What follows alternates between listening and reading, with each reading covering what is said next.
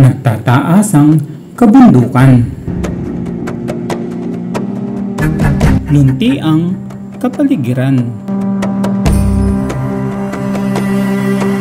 Liko-likong kalsada.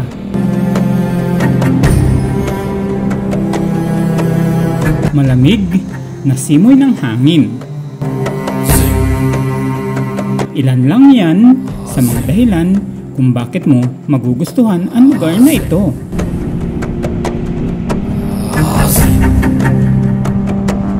Ito ang Mount Maliko.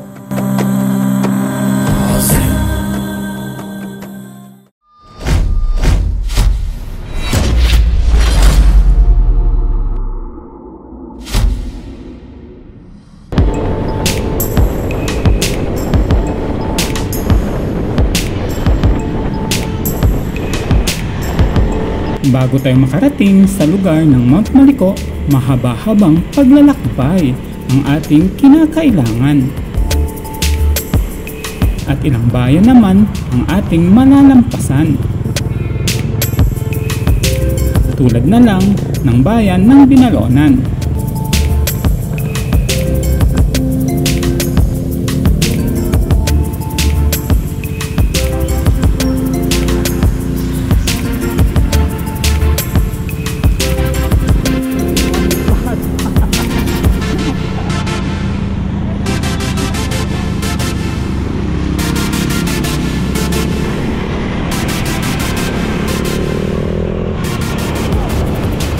Lumalampas ka!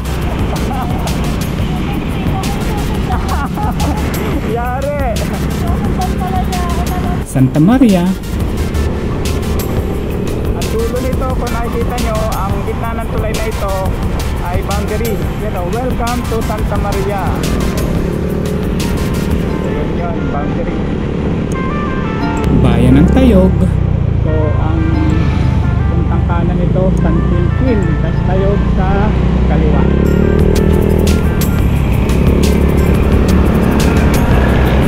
At bayan ng San Nicolas, Pangasinan.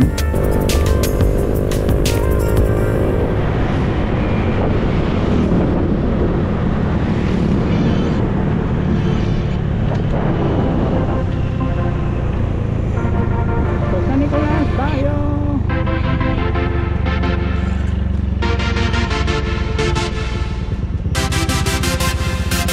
Picture. Picture tayo.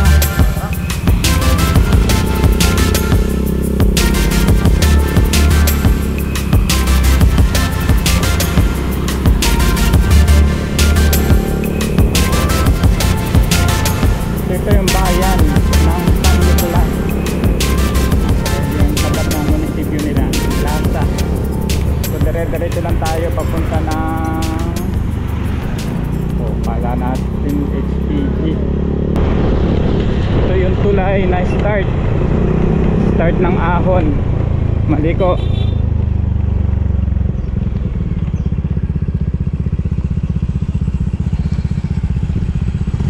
Picture ulit. So ito na guys yung umpisa ng Ahon.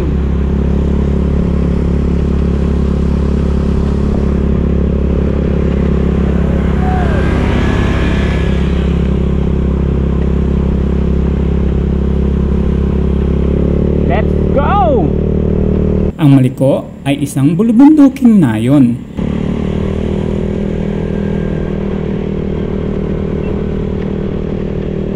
Sa silangang bayan ng Pangasinan. Kita na tayong view. Maaring maging isa sa mga bagong destinasyon sa panahon ng tag-init. Ayun na may view na tayo nakikita. At ang kalsadang ito ay tinatawag din na Pangasinan Nueva Vizcaya Road. Matatagpuan sa tuktok ng bundok na ito ang barangay Maliko.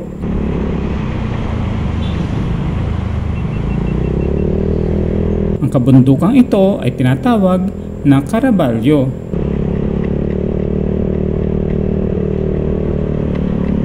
Mararating ang lugar na ito sa pamamagitan ng land travel sa loob ng 1 oras magmula sa bayan ng San Nicolas.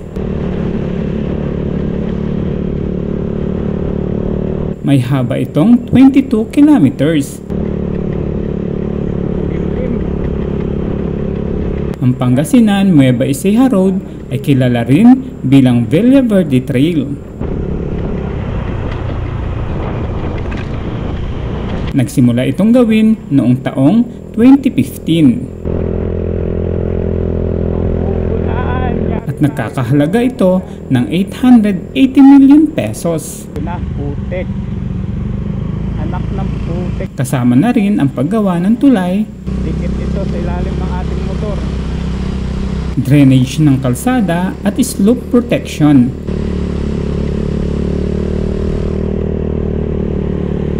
Ang Villaverde Trail ay dinaanan ng Allied Forces. Grabe ang view dito. Panalo.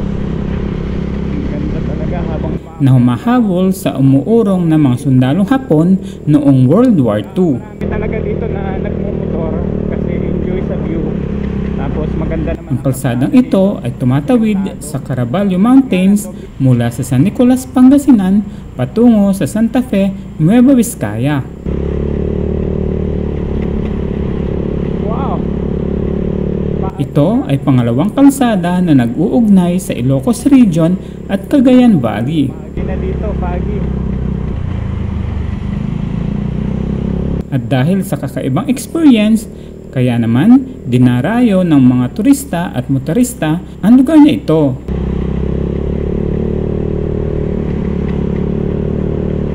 Na nagmula pa sa iba't ibang panig ng bansa.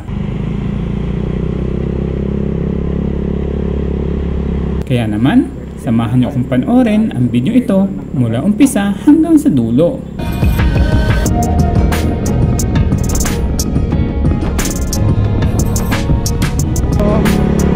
Nakikita na tayong view. Wow.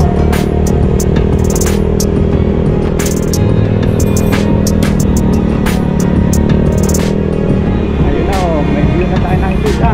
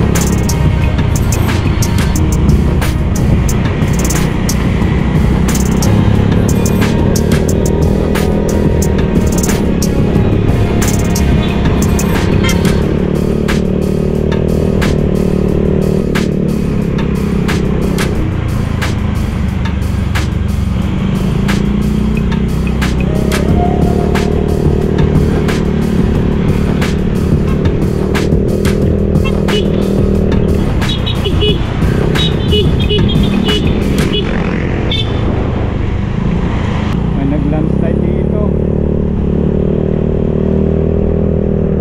Aabot.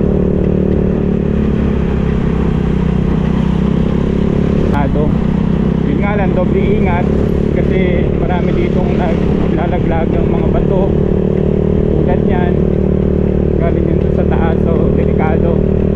Kaya ingat lang kasi nagkalat sa kalsada, lalo sa mga kurbada. Yung ibang portion tulad nito, ayan, talagang nagla-landslide kasi tag-ulan. Landslide na naman. Grabe, dami landslide. Dami.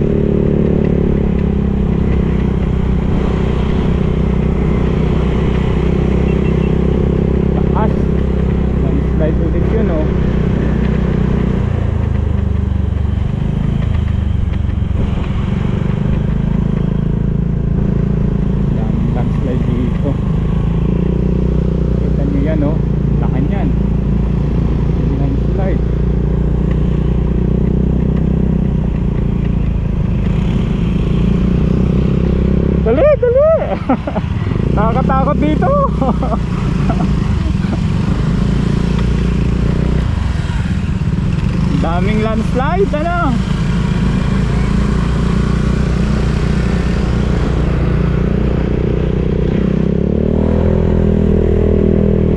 Slide ulit.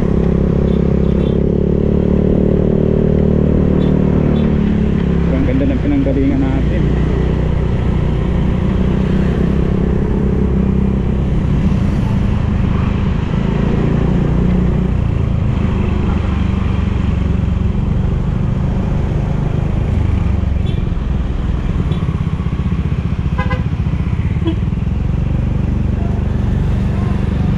Ganda.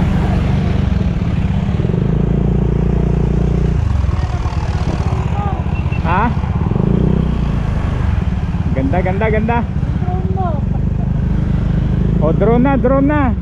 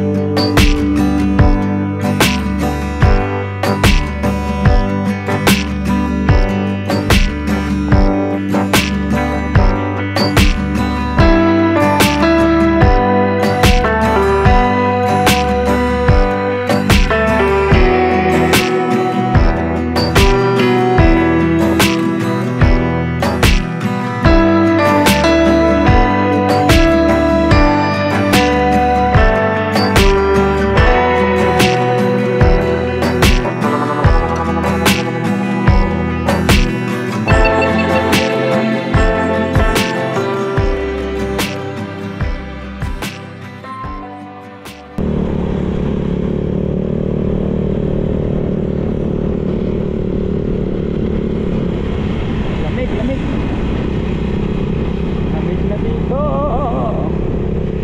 Papasok na tayo sa cloudy.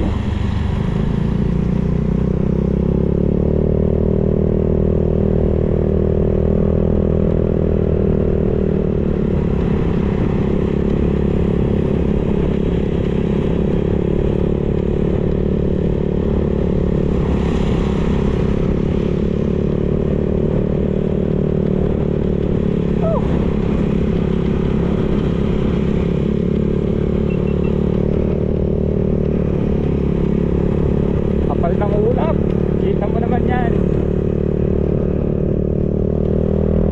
Pasok tayo, lamig. Grabe, lamig dito, lamig. Woo!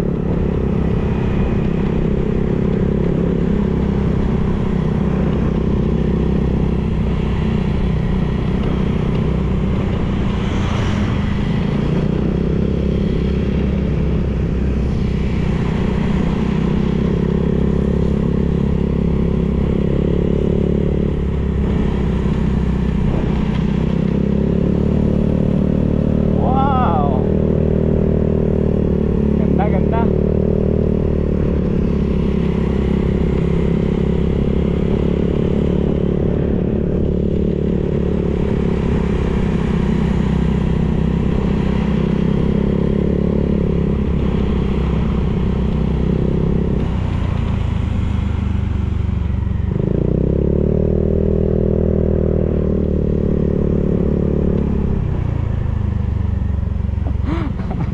Parang maganda nga kumuha ng My Day dito ah.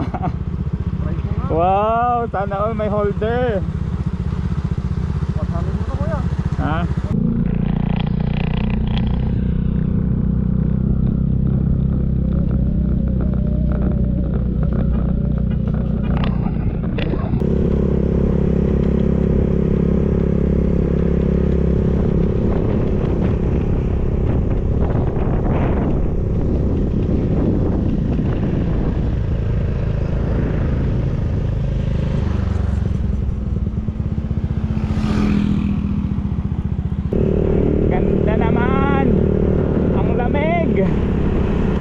Sumusuot sa balat. Parang yung lamig niya guys, parang yung lumabas ka ng December ng madaling araw. Grabe. Sa kamay, malamig.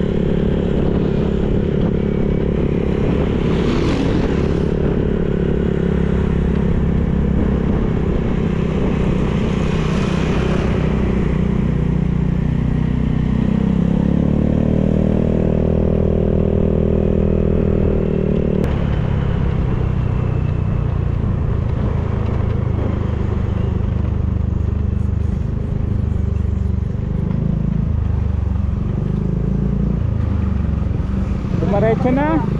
Dumaratso.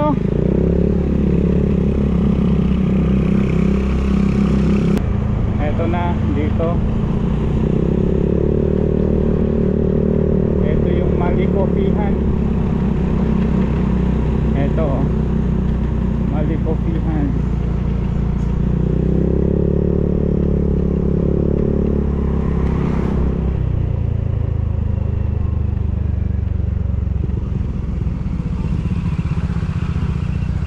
Tanong natin doon sa Mali Coffeehan. Tayo muna tayo kuya. Oo. Tapos punta tayo doon. Anong gusto nyo? Tayo muna, gutom na ako. Kain muna. Oo. Saan tayo? Mali Coffeehan? Ba Try tayo? natin sa iba. Ha? Try din natin sa iba. Ano yun? Ito yun dun. Ay, doon? Yun yung sikat dito eh.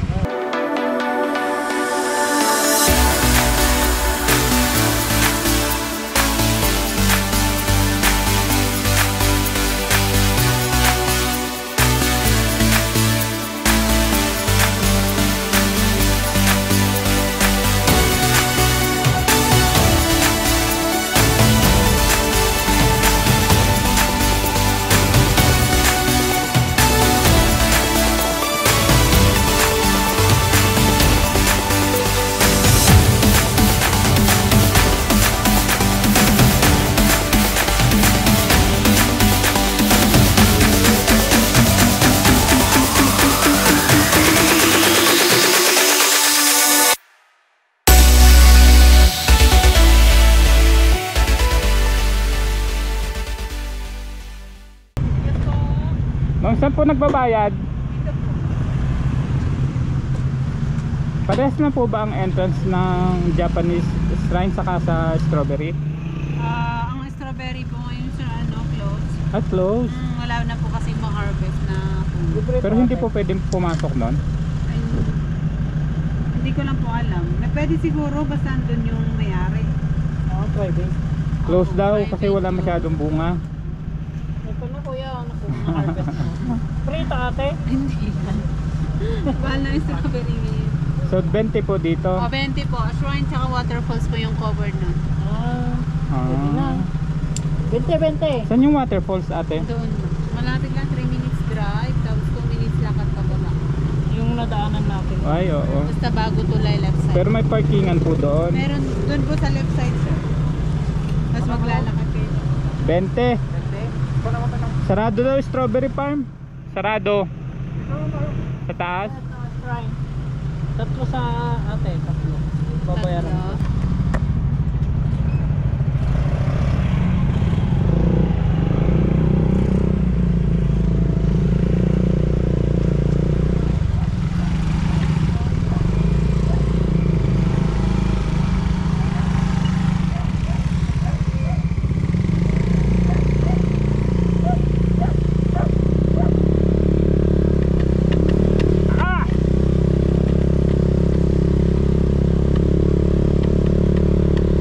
Paakyat.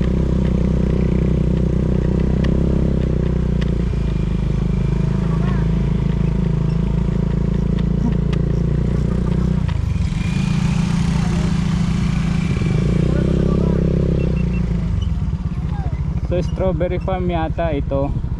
Yan yung strawberry farm. So pupunta natin dito yung Japanese shrine na inano nung World War II. Rough road nga lang ang daan dito na ahon. Pero ang kagandahan hindi naman umulan. Kaya kayang-kaya ng motor.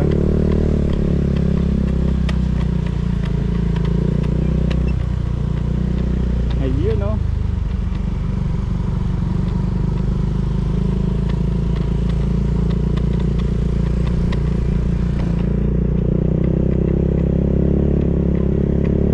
Puntahan natin ang Japanese shrine.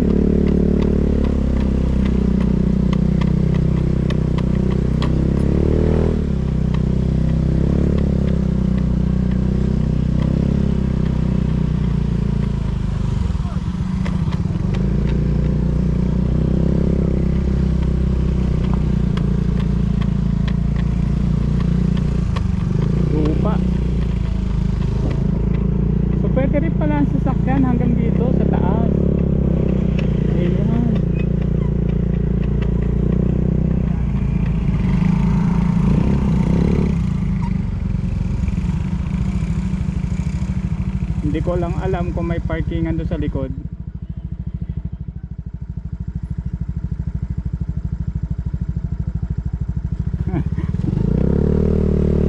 Pek!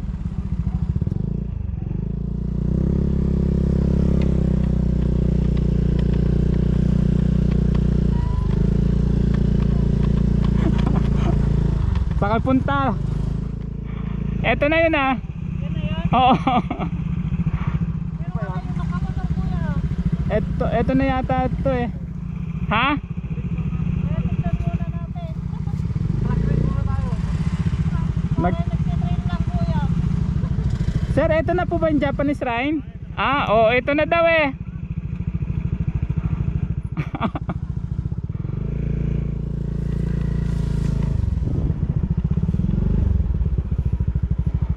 So, hindi tayo susunod sa mga yan.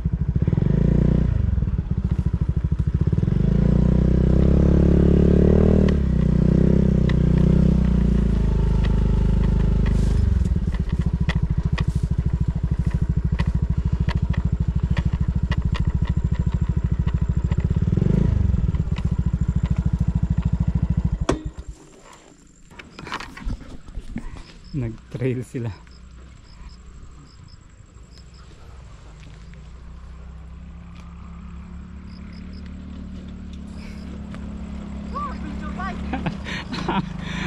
Mga nag-trail oh.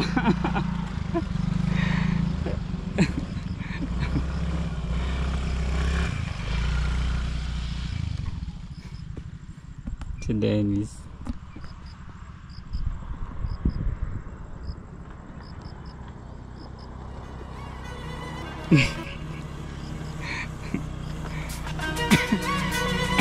Nadumihan.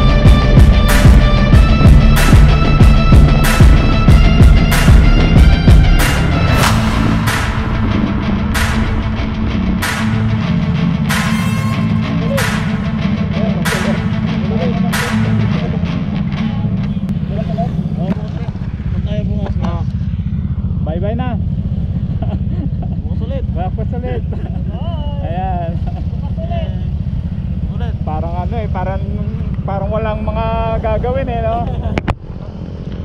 Sige, sige, salamat. Ingat, ingat.